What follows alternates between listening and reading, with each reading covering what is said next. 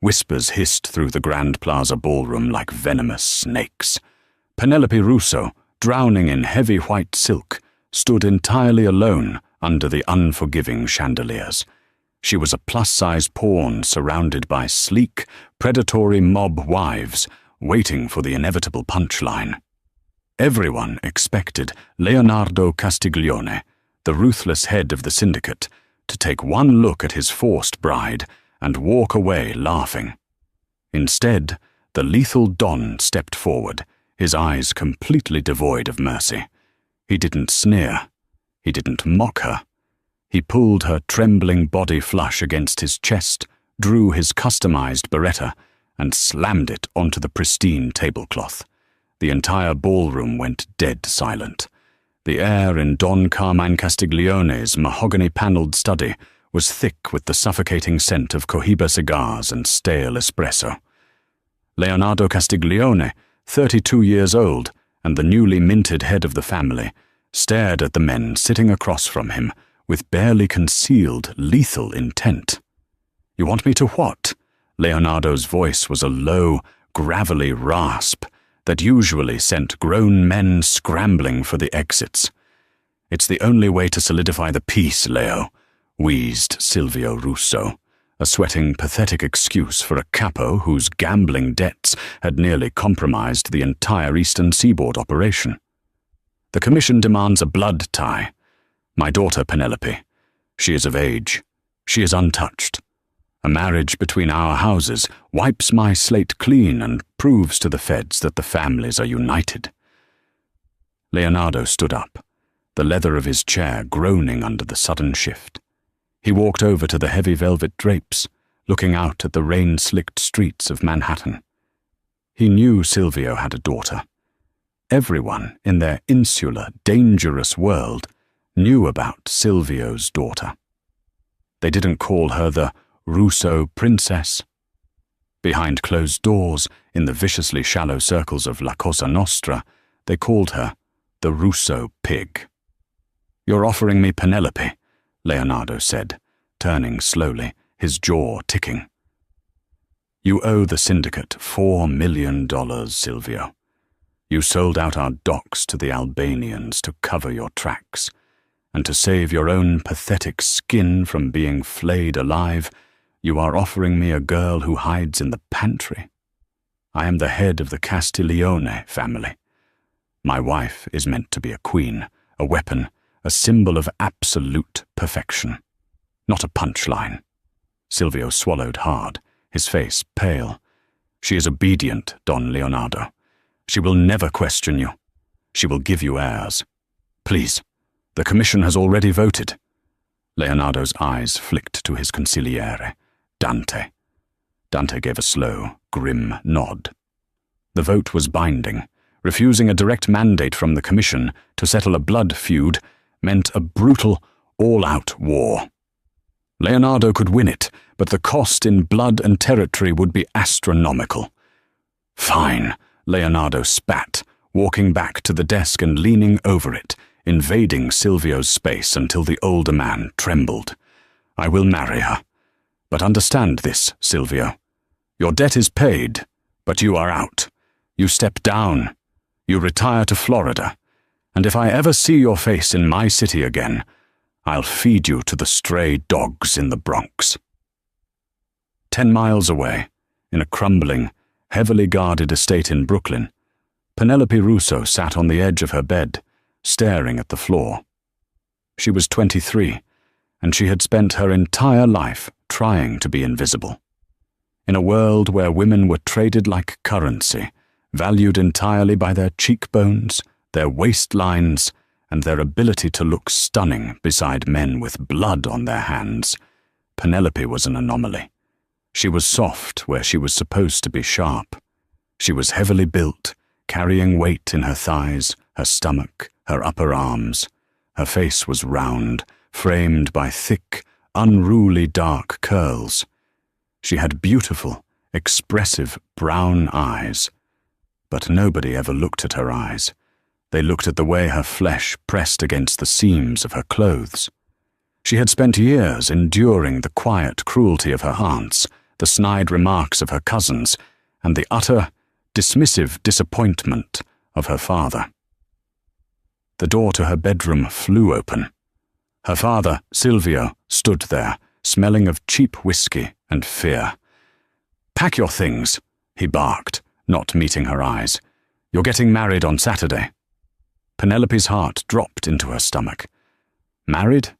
Papa, to who? Leonardo Castiglione. The name hit her like a physical blow. Leonardo Castiglione was a monster. He was known as Il Falco, the Falcon. He was breathtakingly handsome, brutally intelligent, and utterly devoid of a conscience. He was known to date supermodels, Russian ballerinas, women who looked like they were carved from marble and glass. "Papa, no," Penelope whispered, her voice trembling. She stood up, her hands clutching the fabric of her oversized sweater. "He'll hate me. He'll lock me away. You know what they say about me. You know how they look at me." "It's done, Penny," Silvio shouted, slamming his hand against the doorframe. "It's this, or I get a bullet in the back of my head. For once in your life, do something useful for this family. You will put on the dress, you will walk down the aisle, and you will keep your mouth shut." He turned and left, leaving Penelope alone in the stifling silence of her room. She walked over to the full-length mirror. She took a shuddering breath and lifted the hem of her sweater. She looked at the rolls of her stomach, the stretch marks painting silver lines across her hips. She squeezed her eyes shut as a hot tear slipped down her cheek. She was being sent to a slaughterhouse, wrapped up in a white ribbon. She knew exactly what Leonardo Castiglione would do to her. He would humiliate her, discard her, and keep her as a prisoner in her own home, a living testament to her father's failures. Over the next 3 days, her life became a blur of humiliating preparations. The Castiglione family sent their own tailors. An icy, sharp-featured woman named Madame Beatrice measured Penelope with expressions of profound distaste. "Draw the corset tighter," Beatrice snapped at her assistants. "I can't breathe," Penelope gasped, her ribs aching as the heavy satin and boning crushed her lungs. "Beauty is pain, Miss Russo," Beatrice replied coldly. "Though we are attempting a miracle here, we must at least give Don Leonardo an illusion of a waistline." Penelope bit the inside of her cheek until she tasted copper, refusing to let them see her cry. She retreated into the quiet, observant shell she had built over 2 decades. She was fat, yes, but she wasn't stupid. If she was going to survive in the lion's den, she had to stop acting like prey. The Cathedral of St. Patrick was heavily guarded. Black SUVs lined the streets, and men with earpieces and bulging jackets stood at every corner. Inside, the pews were packed with the most dangerous men and women in the country. The heads of the 5 families, the Chicago outfit, and the Detroit partnership were all in attendance. The organ music swelled, deep and foreboding. The massive wooden doors opened, and Penelope stood at the threshold. She wore a custom-made gown that was a masterpiece of tailoring, yet she still felt like an imposter. The dress was heavy silk, with a sweetheart neckline and long lace sleeves to cover her arms. Despite the cruel corset, there was no hiding her size. She was a large woman, and as she took her first step down the aisle, the whispers began. They rustled through the cathedral like dry leaves in a graveyard. "Silvio really screwed him over. Look at her waddle. I give it a week before Leo takes a mistress. Look at Isabella over there. She's practically laughing." Penelope kept her eyes fixed firmly on the altar, her hands shaking so violently that her bouquet of blood-red roses trembled. She forced herself to put one foot in front of the other. At the end of the aisle stood Leonardo. He wore a custom Tom Ford tuxedo that fit his broad, muscular frame flawlessly. His dark hair was swept back, and his sharp, aristocratic jawline was set in stone. But it was his eyes that terrified her. They were a pale, icy blue, and as they locked onto hers, she saw the sheer, unadulterated fury radiating from them. He wasn't just angry, he was dangerous. When Silvia reached the altar, he hastily thrust Penelope's hand toward Leonardo. Leonardo didn't even look at the older man. He stared at Penelope. Up close, his presence was overwhelming. He smelled of bergamot and danger. Slowly, deliberately, he took her hand. His grip was entirely too tight, a silent warning. The priest began the ceremony. It was a traditional Catholic mass, but the holy words felt profane in a room filled with murderers. Penelope's breathing was shallow. She was sweating beneath the heavy fabric, terrified she might pass out. "Do you, Leonardo, take Penelope?" "I do," Leonardo said, his voice ringing out loudly, cutting off the priest. It wasn't a vow, it was a threat. "Do you, Penelope, take Leonardo?" "I do," she whispered, her voice barely carrying past her own lips. "Speak up," Leonardo murmured, his voice so low only she could hear it. "You are a Castiglione now. Act like it." She swallowed hard, lifting her chin. "I do," she said, louder this time. "You may kiss the bride." Penelope froze. She closed her eyes, bracing for a quick, disgusted peck. Instead, Leonardo's large, calloused hand cupped her jaw. His fingers dug slightly into her soft cheek. He leaned down, and his lips captured hers. It wasn't romantic. It was a brand. It was fierce, consuming, and aggressively territorial. A shockwave went through Penelope's body. He pulled back, his icy eyes searching her flushed face, before turning to face the congregation. The reception was held at the Grand Plaza. The opulence was sickening.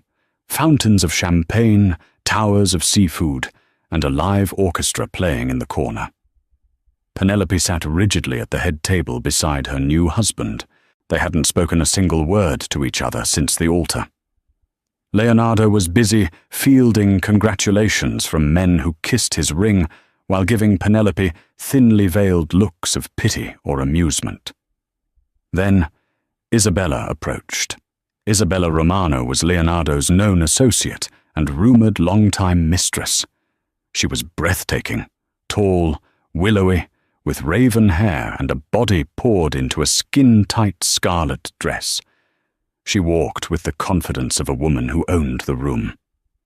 "Leonardo," Isabella purred, leaning over the table, her cleavage prominently displayed.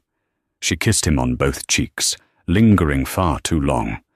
Then she turned her gaze to Penelope, her lips curled into a vicious, patronizing smile. "And this must be the new bride," Isabella said, her voice carrying loudly over the music. Several nearby tables fell silent, eager for the drama. "Congratulations, Penelope. We were all so surprised. But I suppose a man needs a hearty, sturdy girl to keep the house warm while he's out doing the real work." A few low chuckles erupted from the surrounding mobsters. Penelope felt the blood drain from her face. She looked down at her hands, the familiar, crushing weight of humiliation settling over her. She waited for Leonardo to laugh with them. She waited for him to agree. Instead, the sound of glass shattering echoed like a gunshot. Leonardo had slammed his crystal tumbler onto the table, shattering it completely. The music faltered. The chatter died instantly. Every eye in the ballroom snapped to the head table. Leonardo slowly stood up. He pulled a pristine white handkerchief from his pocket and wiped a drop of whiskey from his hand. He looked at Isabella, and the temperature in the room seemed to drop 20 degrees. "What did you say, Isabella?" Leonardo asked, his voice deadly quiet. Isabella's confident smile faltered. I was just congratulating the bride, Leo. I meant no disrespect. You called my wife sturdy. You implied she is a housemaid." Leonardo stepped around the table. He stood directly in front of Isabella. He was a predator, towering over a very foolish prey. "This woman," Leonardo said, gesturing to Penelope without looking away from Isabella, is Penelope Castiglione. She is the donna of this family. She carries my name. She sits at my right hand. He reached into his jacket, and the metallic clack of a gun being cocked made half the room flinch. He didn't point it at Isabella, but he set the heavy black beretta on the white tablecloth, right in front of Penelope's plate. My wife is not a punchline. Leonardo projected his voice so it echoed in the cavernous hall. She is not a joke. And if I ever hear a whisper, a chuckle, or a single breath of disrespect regarding her appearance, her weight, or her standing, I will not ask for an apology. I will take your tongue. I will take your businesses. And then I will wipe your entire bloodline from the face of this earth. He stared down the room. Mob bosses, hardened killers, and arrogant socialites all looked away, staring at their plates, the floor, the ceiling. Nobody breathed. Leonardo turned back to Isabella, who was now trembling violently, all the color gone from her face. "Leave," he whispered, "before I forget we have history." Isabella turned and practically ran from the ballroom. Leonardo sat back down. He calmly picked up a napkin, wiped his hand again, and poured himself another glass of water. He didn't look at Penelope. He just took a sip and said, "Eat your dinner. We have a long night ahead of us." Penelope sat frozen. Her heart was hammering against her ribs like a trapped bird.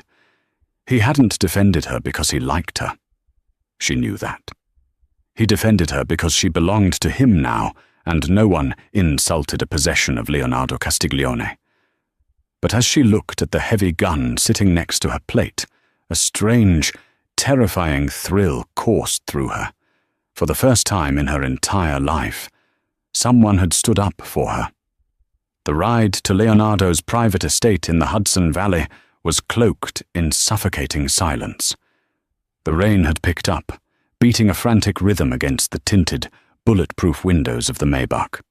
Penelope sat pressed against the far door, trying to make herself as small as possible, an impossible feat in the sprawling, heavy wedding dress.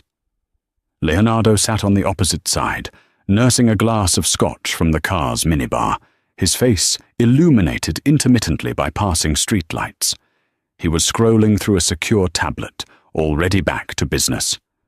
The wedding was over. The performance had concluded. Now, the harsh reality of their arrangement set in. "You can stop holding your breath," Leonardo said suddenly, not looking up from the screen. "You're making the air heavy." Penelope exhaled shakily. "I'm sorry." "Don't apologize for breathing in my presence," he snapped, his tone sharp. He finally looked at her, his icy eyes scanning her rigid posture. "And stop cowering. I told you at the reception, you are a Castiglione now. My enemies will smell fear on you like blood in the water. I cannot afford a weak wife." "I am not weak," Penelope said, the words slipping out before she could stop them. Leonardo arched an eyebrow. He set the tablet down. "Is that so?" "I survived 23 years in a house where I was treated like a diseased animal because I didn't fit into a sample size," she said, her voice trembling but gaining traction. "I survived a father who used me to pay off a gambling debt. I may be fat, Don Leonardo, but do not mistake my silence for stupidity or weakness." A heavy silence descended on the car. Penelope instantly regretted her outburst, pressing her hands against the seat, waiting for him to strike her or berate her. Instead, the corner of Leonardo's mouth twitched, the ghost of a smirk. "Good," he said softly. "Keep that fire. You're going to need it." They arrived at the estate, a sprawling, fortress-like mansion surrounded by high walls and armed guards. Inside, the house was modern, cold, and meticulously clean, blacks, greys, and chrome. It looked exactly like the man who owned it, unyielding and devoid of warmth. "Your quarters are upstairs," Leonardo said, handing his jacket to a silent butler. "The master suite. My men will bring your bags up. I have business in my study." Penelope frowned. "We aren't—" Leonardo stopped and turned back to her. He dragged his gaze deliberately down her body, taking in the massive dress, the flushed cheeks, the sheer exhaustion radiating from her. "I do not take terrified women to my bed, Penelope," he said coldly. "And I do not perform for the commission behind closed doors. You will sleep. Tomorrow, we establish the rules of this house." He walked away, leaving her standing in the grand foyer. Upstairs, the master suite was the size of Penelope's entire childhood apartment. A massive king-sized bed sat in the center. She walked into the walk-in closet and found her meager belongings already unpacked, looking pathetic next to Leonardo's rows of custom suits and expensive watches. She stood in front of the bathroom mirror and began the arduous process of undressing. She couldn't reach the heavy corset laces at her back. She struggled for 10 minutes, her arms burning, tears of frustration welling in her eyes. It was a humiliating metaphor for her life, trapped, suffocating, unable to free herself. Suddenly, the bedroom door clicked open. Heavy footsteps crossed the plush carpet. Penelope froze in the bathroom doorway as Leonardo walked in. He had removed his tie and unbuttoned his shirt, looking rougher, more dangerous. He saw her standing there, her face red, her hands awkwardly pinned behind her back. He deduced the problem instantly. "Turn around," he commanded. I can get it," she stammered, horrified at the thought of him seeing her back, the flesh spilling over the tight strings. "Penelope, turn around." It was an order, not a request. She slowly turned her back to him, closing her eyes in mortification. She felt his large, warm hands brush against her bare shoulders, sending a shiver down her spine. His fingers were surprisingly deft. He didn't mock her. He didn't make a sound of disgust. He methodically untied the intricate knots and loosened the lacing. As the corset gave way, Penelope took her first full, deep breath in 14 hours. The heavy dress slipped down, pooling at her waist. She stood in only her silk slip, her full figure exposed to the cold air of the room, and to him. She crossed her arms over her chest defensively. Leonardo didn't move away immediately. He stood right behind her, his chest inches from her back. She could feel his body heat. She looked up and met his eyes in the reflection of the vanity mirror. He wasn't looking at her with the revulsion she expected. His expression was unreadable, intense, his pale eyes tracking the curve of her neck, the slope of her shoulders. "Thank you," she whispered to the mirror. "Get some sleep," he replied gruffly, stepping back, breaking the strange, charged tension. "Lock the door." He turned to leave. Crack. The sound was sharp, unnatural. Before Penelope could process it, the massive bay window of the bedroom shattered inward. A hail of suppressed gunfire tore through the room, shredding the drapes and tearing chunks of drywall into the air. "Down!" Leonardo roared. He lunged across the space, tackling Penelope to the floor. The sheer weight and force of his body drove the breath from her lungs as they hit the hardwood. Glass rained down on them like deadly hail. Leonardo rolled them behind the solid oak frame of the bed. He pulled a compact Glock from the holster at his ankle. His eyes were wild, the cold Mafia boss instantly replaced by a feral soldier. "Stay down!" he ordered, pressing a hand firmly against her back, keeping her pinned to the floor. More gunfire chewed through the room. Penelope pressed her hands over her ears, screaming as a bullet shattered a vase 3 feet away. Suddenly, the heavy oak door of the bedroom was kicked open. 2 men dressed in tactical black stepped into the room, assault rifles raised. They weren't Castiglione men. Leonardo popped up from behind the bed, firing twice. The first man dropped, a bullet directly between his eyes. The second man fired wildly, forcing Leonardo back into cover. "He's behind the bed," the second man yelled to someone in the hallway. Leonardo cursed viciously in Italian. He checked his magazine. "I'm low," he muttered. He looked at Penelope, who was curled in a tight ball, trembling violently. "Penelope," he said sharply, grabbing her chin and forcing her to look at him. "Listen to me, I need to draw his fire. When I move left, you stay completely flat." "You'll die," she choked out, looking at the lethal determination in his eyes. The attacker was moving closer. Penelope could hear the heavy boots crunching on the broken glass. She looked frantically around her side of the bed, her eyes locked onto the nightstand. She remembered her father's house, the paranoia. She remembered her father always keeping a piece taped under the heavy furniture. Leonardo was a boss. He wouldn't leave himself unarmed in his own sanctum. Without thinking, driven by pure adrenaline and the desperate will to live, Penelope rolled away from Leonardo's grip. "What are you doing?" he hissed. She reached her arm under the heavy bedside table, her fingers frantically searching the dark space. Her hand brushed cold metal, a release lever. She ripped it downward. A hidden compartment dropped open, depositing a heavy, loaded Sig Sauer directly into her hand. The assassin rounded the corner of the bed, his rifle aimed down at Leonardo. He smiled beneath his mask. "Say hello to your father, Falcon," the assassin sneered. He didn't even notice the chubby girl in the torn silk slip on the floor. Penelope raised the gun, her hands shaking violently, closed her eyes, and pulled the trigger 3 times. The roar of the gun in the enclosed space was deafening. The assassin jerked backward as 2 hollow-point bullets struck his chest plate, and the third tore through his throat. He collapsed in a heap of blood and tactical gear, inches from Leonardo's boots. Silence slammed back into the room, broken only by the ringing in Penelope's ears and her own ragged, gasping breaths. The gun slipped from her fingers, clattering onto the floor.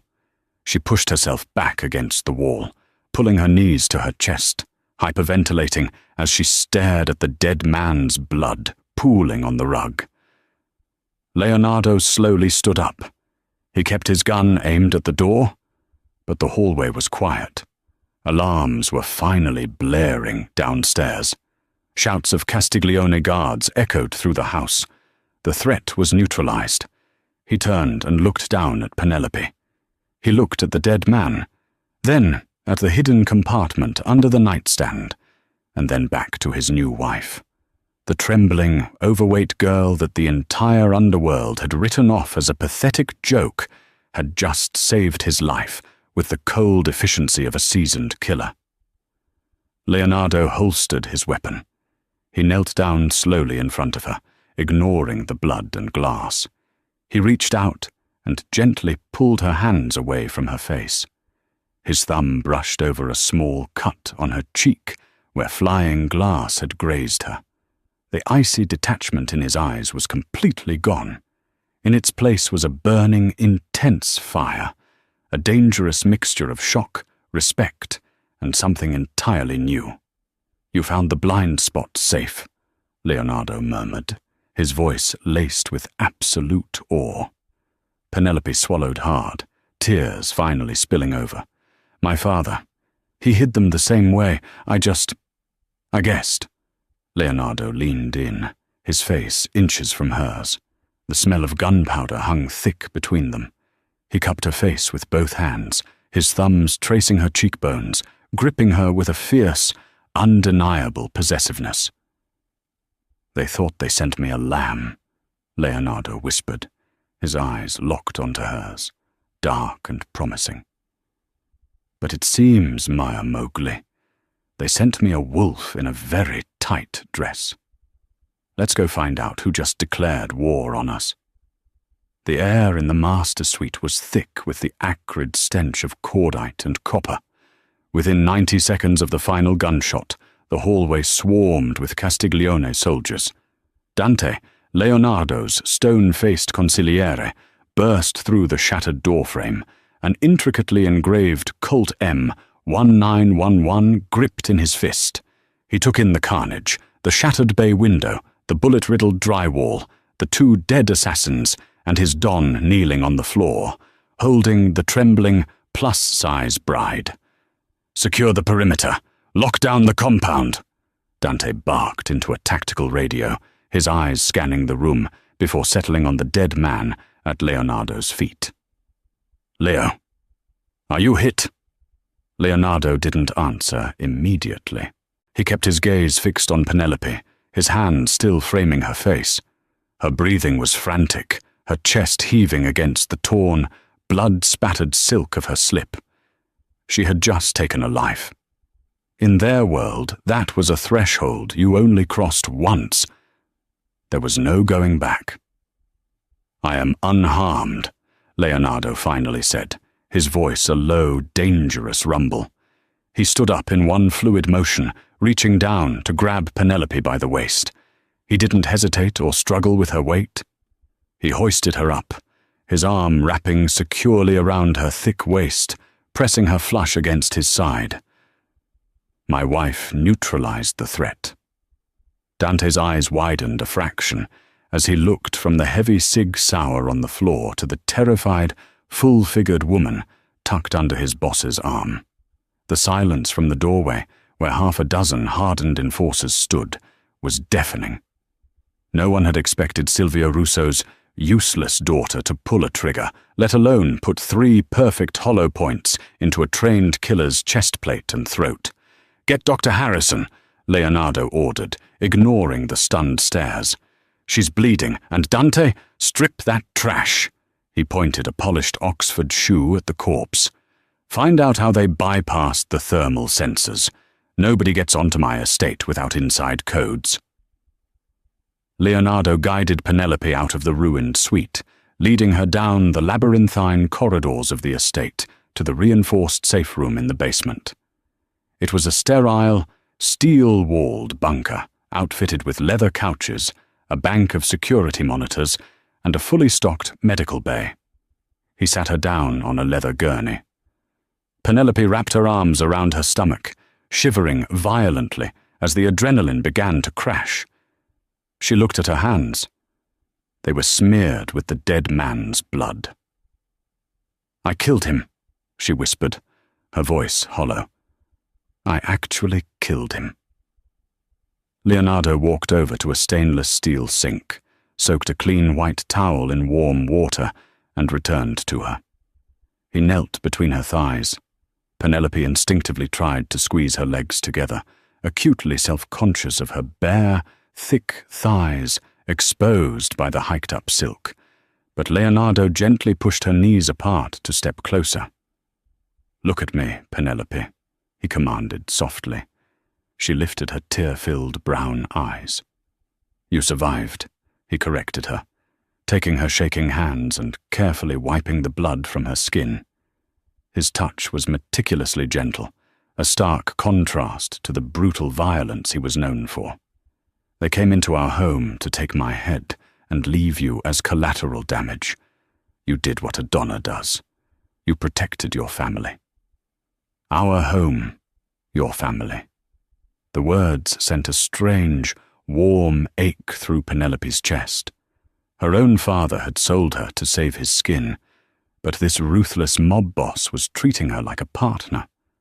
Dr. Harrison, an older man carrying a leather medical bag, hurried into the bunker.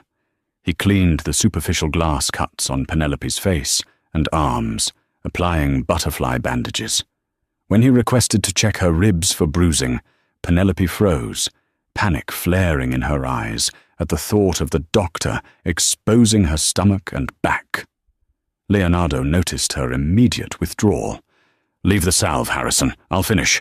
Get upstairs and check my men." Once the doctor was gone, Leonardo picked up the gauze and the antiseptic cream. "Lift the slip," he said, his voice entirely devoid of judgment. Penelope's face burned. Leonardo, please. I'm not exactly something you want to look at. I know what I am." Leonardo paused. He set the medical supplies on the tray and leaned in, his pale blue eyes flashing with a sudden intense heat. "Do not ever insult my wife in my presence again. Even if you are my wife." He reached out, his large hands gripping the hem of her slip. He slowly pulled it up over her head, leaving her in nothing but her lace bra and panties. Penelope squeezed her eyes shut, turning her head away, waiting for the inevitable sigh of disgust, the cruel comment about her belly or the stretch marks on her hips. Instead, she felt the cool sting of the antiseptic on a cut near her rib cage. Leonardo's fingers lingered. They mapped the soft curve of her waist, the plush fullness of her stomach. He wasn't rushing. He was touching her with the reverence of a man handling a priceless, vulnerable artifact. "You spent your life surrounded by weak men who only understood bones and sharp edges," Leonardo murmured, pressing a sterile pad against a scratch on her shoulder. "I am not a weak man, Penelope. I like the softness. I like that there is more of you to hold. Do you understand me?" Penelope opened her eyes, breathless. He was looking at her body with undeniable dark hunger. For the first time in her life, she didn't feel like a monster. She felt dangerous. She felt desired. Before she could answer, Dante's voice cracked over the bunker's intercom. "Leo, you need to come upstairs. We found something on the hitter's encrypted comms. You're not going to like it." Leonardo's jaw clenched. The soft, intimate moment shattered, replaced instantly by the icy visage of Il Falco. "Rest," he told Penelope, grabbing an oversized black cashmere sweater from a nearby emergency wardrobe and handing it to her. "Put this on. Nobody comes in here but me." Morning broke over the Hudson Valley, casting a pale grey light over the heavily fortified Castiglione estate. Penelope hadn't slept. She sat curled on the leather sofa in the bunker, wearing Leonardo's massive cashmere sweater, which fell to mid-thigh, comfortably hiding her curves. The heavy steel door unlocked with a mechanical clunk. Leonardo walked in, carrying 2 steaming cups of black coffee. He looked exhausted. He was wearing the same dress pants from the wedding, his white shirt wrinkled and unbuttoned at the collar, revealing a dark smattering of chest hair and the edge of an old knife scar. "Drink," he said, pressing a cup into her hands. "Who sent them?" Penelope asked, the warmth of the mug grounding her. Leonardo sat beside her, resting his elbows on his knees, staring at the concrete floor. He took a long drag of his coffee. The encryption on their burner phones was military grade, but Dante broke the local relay. The hit wasn't ordered by a rival family. It was sanctioned from inside. Penelope gasped. "Your own men?" "A splinter faction," Leonardo corrected, his voice dripping with venom. "Someone with enough power to hire ghost protocol mercenaries and provide them with my security grid codes.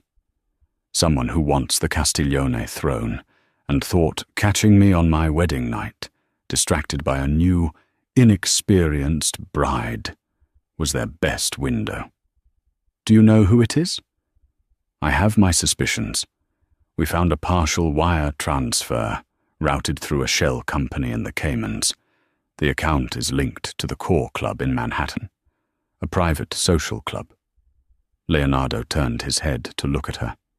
"My underboss, Carlo, practically lives there, and he was very vocal about his disapproval of the commission forcing me to marry a Russo." Penelope felt a cold knot form in her stomach. "He thought I made you look weak." "He thought wrong," Leonardo stated flatly. He stood up, pacing the length of the room. "I've called a war council. Every capo in the 5 boroughs is arriving in an hour. We are going to smoke the rat out. I need to look him in the eyes." "I'm coming with you," Penelope said. Leonardo stopped pacing. No, it's too dangerous. You stay in the bunker. Penelope set her coffee down and stood up. She pulled the oversized sweater tightly around herself. Her heart was hammering, but she forced her chin up. Last night, Isabella humiliated me in front of your entire syndicate. Today, your men think I was just cowering under a bed while you fought for your life. If I hide in a basement during a war council, I will forever be the Russo pig. I am your wife. You told me to act like a donna. Let me act like one. Leonardo stared at her. The silence stretched between them, thick and heavy. A slow, predatory smile spread across his face. Dante! Leonardo shouted toward the intercom. Yeah, boss. Call Madame Beatrice. Tell her to get here in 30 minutes with her best tailors. And tell her if she brings another corset, I will cut off her fingers. 2 hours later, the grand dining room of the estate had been converted into a war room. 10 of the most dangerous, ruthless men in New York sat around the long mahogany table. The air was thick with tension and cigar smoke. Carlo, a thick-necked brute of a man with a scarred jaw, sat near the head of the table, looking entirely too relaxed for a man whose boss was nearly assassinated. The double doors opened. The room fell dead silent. Leonardo walked in, wearing a sharp, charcoal-grey Brioni suit, his presence commanding absolute obedience. But it wasn't Leonardo who drew their stares. It was the woman walking beside him. Penelope wore a custom, deep emerald wrap dress made of heavy crepe silk. Madame Beatrice had worked a miracle in record time, abandoning the restrictive structures of the wedding dress for a design that actually celebrated Penelope's body. The dress draped elegantly over her full hips, cinched naturally at her waist, and featured a plunging neckline that accentuated her generous curves. Her dark, unruly curls were pinned back on one side with a diamond clip, and her lips were painted a dark crimson. She didn't look like a scared, overweight girl hiding in a pantry.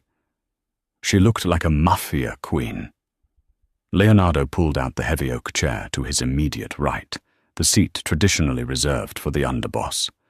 Carlo frowned, his face darkening as he was forced to slide down a seat to make room for her. Don Leonardo, Carlo began, his voice gravelly. With all due respect, this is family business. It's no place for a woman, especially not a Russo. Leonardo didn't sit. He planted both hands on the table and leaned toward Carlo. My wife's name is Castiglione, and considering she is the one who put a bullet through the throat of the assassin who breached my bedroom last night, she has earned her seat at this table more than anyone else in this room. A collective murmur of shock rippled through the capos. Eyes widened. Hardened killers stared at the soft, plus-size woman with newfound, wary respect. Penelope kept her face perfectly neutral, masking the absolute terror churning inside her. She held Leonardo's icy gaze, drawing strength from him. Now, Leonardo said, taking his seat, let's talk about the core club, the Cayman Islands, and which one of you is going to bleed first. The air in the dining room turned to ash in the lungs of every man present. Leonardo Castiglione did not make empty threats, and the heavy, suppressed Sig Sauer, sitting by Penelope's right hand, was a stark reminder of the new world order. Carlo shifted in his seat, the leather creaking loudly in the dead silence. He wiped a bead of sweat from his thick neck. Boss, the core club is a big place. Politicians, Wall Street guys, half the syndicate drinks there. Tying a Cayman wire to me just because I hold court in the VIP lounge is a stretch. It's a setup. Leonardo leaned back, steepling his fingers. A setup, Carlo? My head of security found a ghost protocol frequency pinging off the estate's grid at exactly 2 a.m. The only people with the rolling clearance codes are sitting at this table, and Dante. Dante stood by the double doors, a statue carved from granite, his hand resting on the butt of his holster. "My logs are clean, boss. But Carlo's sector in Queens had a blackout in their ledger 2 days ago. 300 grand unaccounted for. Cash. That was for the docks." Carlo slammed his fist on the mahogany table, making the crystal water glasses tremble. "We had to grease the union bosses, you know this." Penelope sat perfectly still. Her heart was beating a frantic rhythm against her ribs, but her face was an unreadable mask.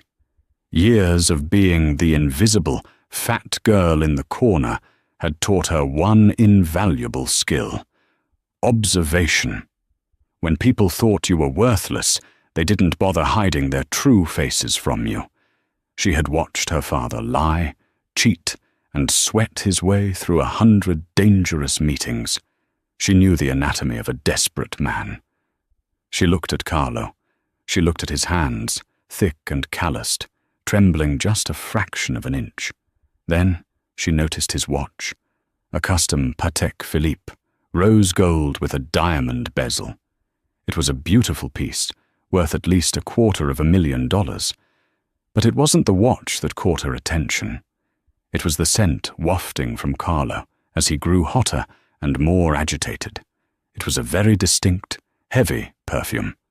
Tom Ford's black orchid mixed with cheap, acrid fear. Penelope closed her eyes for a split second, transported back to the wedding reception.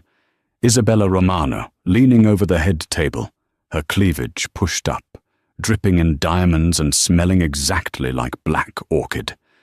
"It wasn't just the union bosses, was it, Carlo?" Penelope's voice sliced through the heavy, masculine shouting. The entire room snapped to look at her.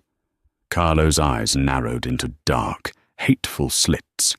"Keep your mouth shut, little girl. The adults are talking." Leonardo's hand shot out, grabbing Carlo by the throat and slamming his head down onto the polished mahogany with a sickening crack. Half the capos jumped to their feet, chairs scraping violently against the floor.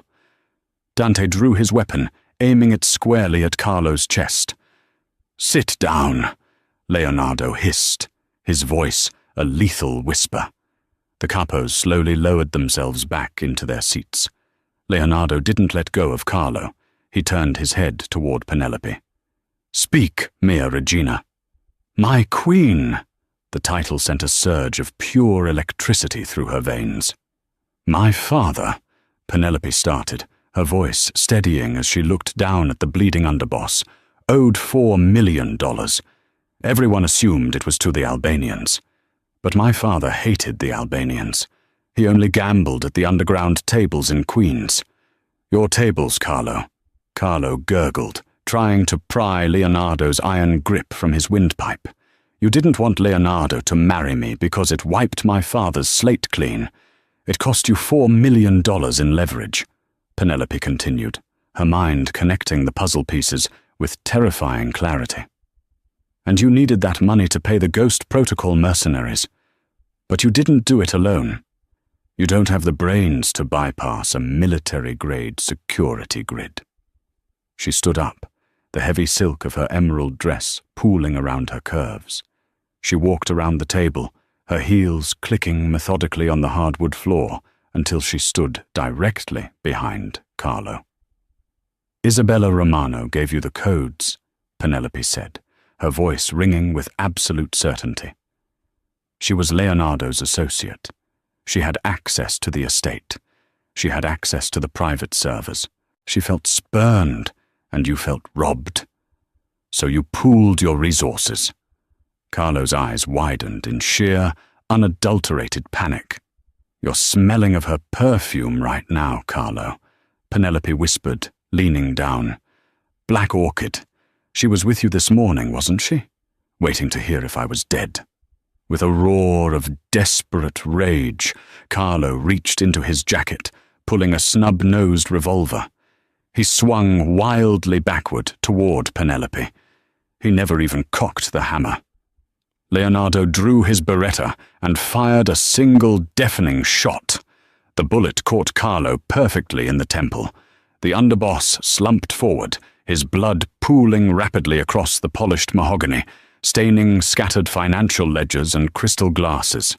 Screams echoed from the hallway as the estate guards rushed the room, but Leonardo raised a single bloody hand. "Stand down."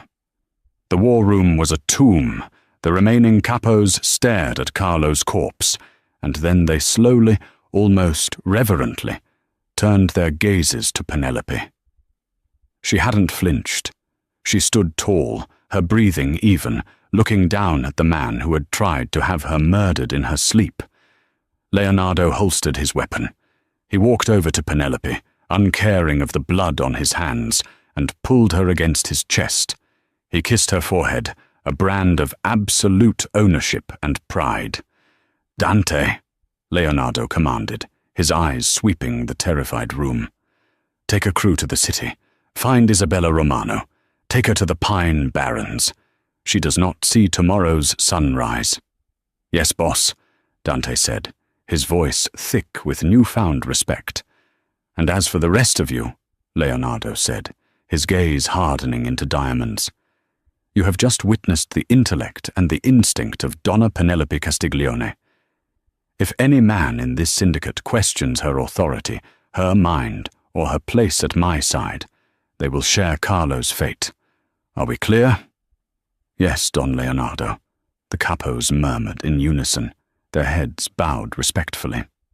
"Good. Get this trash out of my dining room." The estate was quiet again, the scent of bleach and ozone replacing the metallic tang of blood.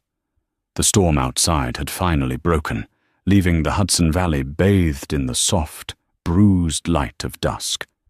Penelope stood in the newly relocated master suite on the top floor. The shattered bay window of the old room was a memory of violence she was eager to leave behind. She stood in front of a massive, gilded floor mirror, staring at her reflection. The emerald dress was stunning, but she felt the familiar, creeping anxiety of her own skin underneath it. The adrenaline of the War Council had faded, leaving her drained and vulnerable. She was a Mafia queen today, but she was still Penelope Russo, the girl who was too soft, too round, too much. The heavy oak door clicked open, and Leonardo stepped inside. He had showered. He wore only a pair of dark silk sweatpants that hung low on his hips, his muscular, heavily tattooed chest bare. The brutal enforcer was gone. In his place was a man looking at his wife with a hunger that made Penelope's breath catch in her throat. He locked the door behind him. "You were magnificent today," Leonardo said, his voice a low, gravelly hum as he crossed to the room. "I was terrified," Penelope admitted, looking down at her hands. "Fear is a biological response, Penelope. Courage is what you do with it. And you, Mia Cara, have more courage than any man who sat at that table." He stopped behind her, their eyes meeting in the mirror. He reached out, his large, warm hands resting on her hips. He slowly traced the curve of her waist, his thumbs pressing into the soft flesh of her stomach through the silk. "I know what you've been told your whole life," Leonardo murmured, his lips brushing the shell of her ear. "I know they made you feel less than because you didn't look like the starved, hollowed-out women they parade around. But they are fools." He reached for the tie of the wrap dress. Penelope instinctively reached back to stop him, a sudden wave of panic hitting her. "Leo, please," she whispered, a tear escaping her eye. I'm not beautiful underneath this. I have rolls. I have marks. I'm fat." Leonardo caught her wrists in one hand, pinning them gently but firmly against her stomach. With his free hand, he pulled the tie. The heavy emerald silk parted, sliding off her shoulders and pooling on the floor, leaving her in nothing but her lace undergarments. He didn't look away. He didn't flinch. He turned her around to face him. "Look at me," he commanded softly. She opened her eyes, tears spilling over her cheeks. "You are a feast in a world of famine," Leonardo said, his pale blue eyes blazing with absolute adoration and dark, consuming lust. He dropped to his knees in front of her. Penelope gasped as he pressed a reverent, open-mouthed kiss directly to the soft, rounded swell of her stomach. "Leo," she breathed, her hands burying themselves in his dark hair. "Every mark," he murmured, his lips trailing down to her hip bone, tracing a silvery stretch mark with his tongue, "is a testament to your survival. Every curve is mine to worship.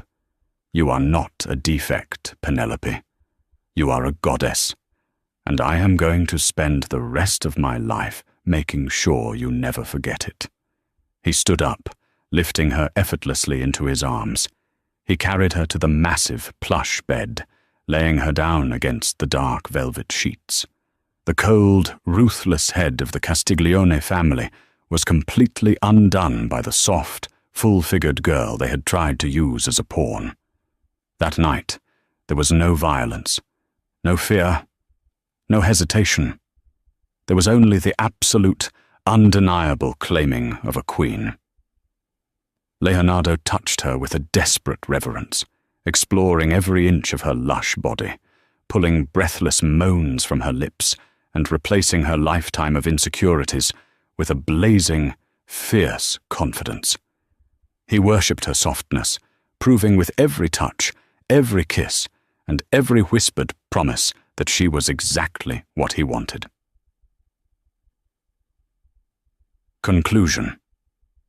In the ruthless, blood-soaked world of La Cosa Nostra, legends were written in violence and fear, but the legacy of Leonardo and Penelope Castiglione was forged in fire and unyielding loyalty. The Russo pig did not just survive the falcon's nest, she became its undisputed queen. Together, they purged the syndicate of its rot, expanding their empire with Leonardo's lethal execution and Penelope's brilliant, calculating mind. Those who had once sneered at her weight now bowed before her intellect, terrified of the woman who could dismantle an empire with a single glance. She wore her curves not as a badge of shame, but as armor, wholly adored by a monster who would burn the world to ashes just to keep her warm. Their reign proved that true power doesn't reside in hollow perfection, but in the unbreakable strength of a woman who finally recognizes her own worth.